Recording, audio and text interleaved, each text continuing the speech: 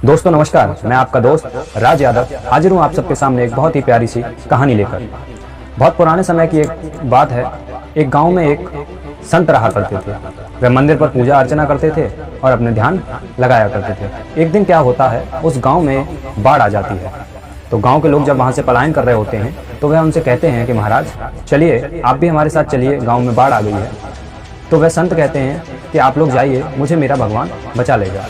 जब वहाँ पानी ज़्यादा भर जाता है तो एक नाव वाले की नज़र उन पर पड़ती है और वह कहते हैं कि महाराज आप हमारे साथ चलिए और इस गांव से बाहर चलिए, क्योंकि गांव में बहुत ज़्यादा पानी भर गया है। तो वह संत कहते हैं कि आप लोग जाइए, मुझे मेरा भगवान बचा लेगा। कुछ समय बाद क्या होता है कि जब पानी बहुत ज़्यादा भर जाता है तो वह मंदिर की छत पर चढ़ जाते हैं।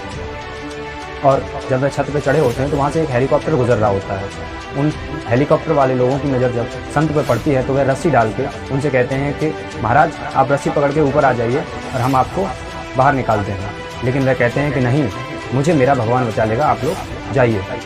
फिर क्या होता है कि पूरा गाँव बाढ़ में डूब जाता है और वह संत मर जाते हैं। जब वह मर के ऊपर पहुँचते हैं तो भगवान से कहते हैं, भगवान मैं तो तेरी इतनी पूजा अर्चना करता था, मैं तो दिन रात तेरे भजनों में लीन रहता था, फिर तू मुझे बचाने क्यों नहीं आया?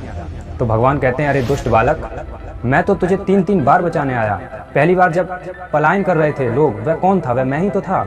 दूसरी बार जब नाविक ने तुझसे कहा तब भी मैं ही था। तीसरी बार जब हेलीकॉप्टर वाले ने कहा वह भी तो मैं ही था, कोई और थोड़ी ना था।